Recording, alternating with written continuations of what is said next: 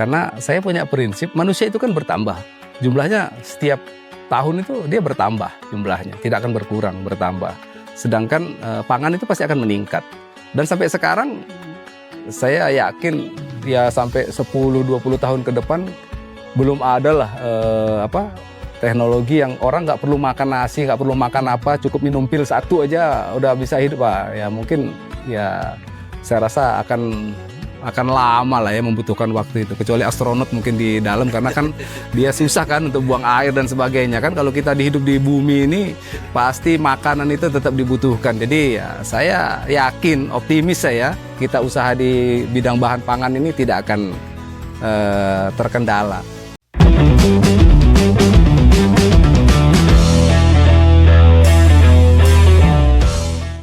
Jadi awal mula dari hedging ini di sini ya sebenarnya awal mulanya dari hobi ya, dari senang aja gitu kan.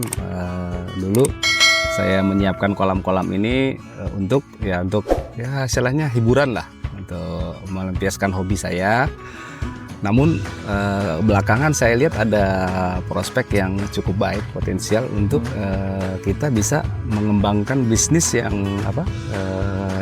bisa untuk membantu masyarakat juga, khususnya dalam rangka kita menyiapkan bibit-bibit ikan nila yang unggul gitu.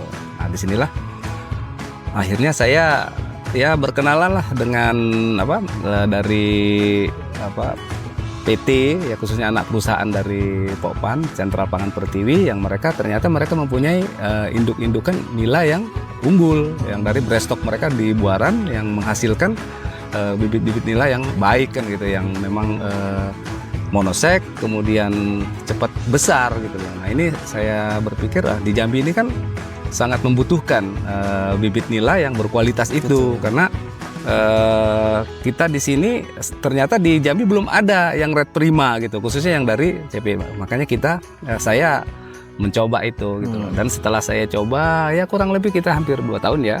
Kedua tahun ya perkembangannya cukup lumayan lah, ada peningkatan.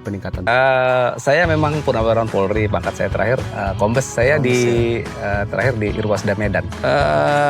Lebih tegang Kapolres lah Pak. Kapolres itu kan resikonya kan banyak Pak. Iya besar kita kan, salah-salah kita ya istilahnya resiko tinggi lah ya. Kalau ikan panen kan kita enak Pak. Di sini sudah terprogram, sistem sudah jalan.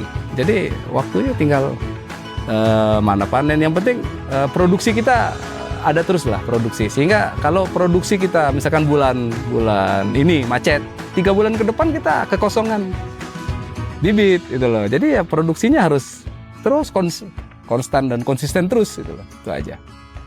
Sebenarnya kalau kita dikatakan santai dengan kan santai juga saya gitu loh. Jadi mau santai yang bagaimana lagi kita kan saya sini kan saya menikmati, inilah kan kebahagiaan saya. Saya bahagia di sini gitu loh. Jadi bagi saya ya nggak capek.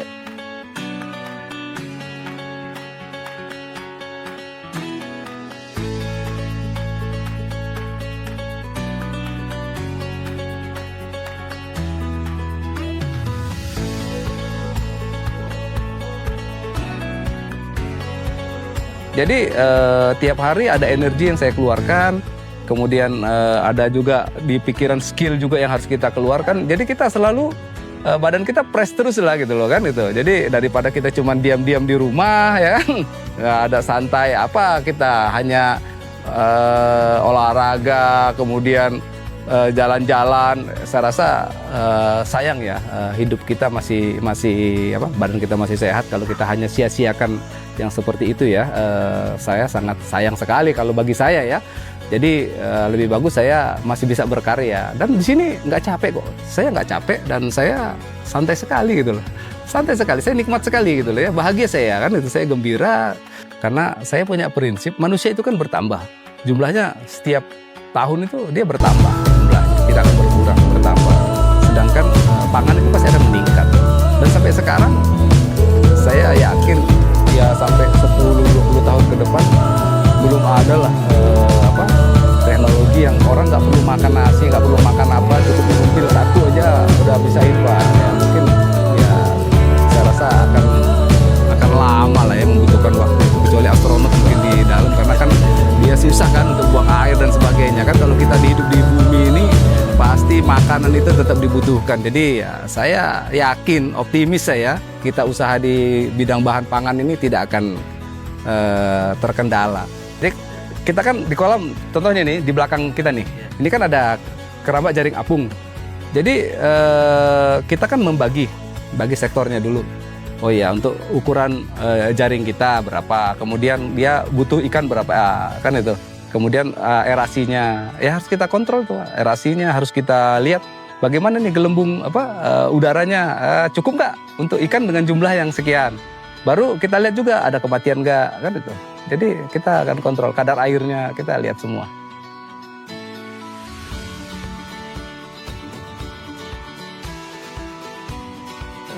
Untuk anak-anak muda ya, sekarang ini kan sudah banyak nih anak-anak muda untuk berusaha. Jadi nggak usah kita terlalu berpikir mau mencari tempat bekerja, kan itu.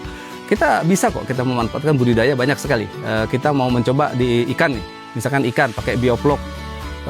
Saya rasa penghasilannya tidak kalah lah ya dengan orang yang bekerja di perusahaan nggak kalah lah. Jadi jangan takut untuk berusaha. Jadi bangunlah mimpi setinggi itu, tapi harus kita aplikasikan, kan itu. Kita aplikasikan, kita diterapkan gitu loh. Jadi ya sebelum kita terjun pelajarin dulu, kan itu. Banyak kok sekarang sudah ada media sosial yang bisa memberikan ilmu-ilmu itu. Insya Allah lah, dua-dua nggak akan hilang.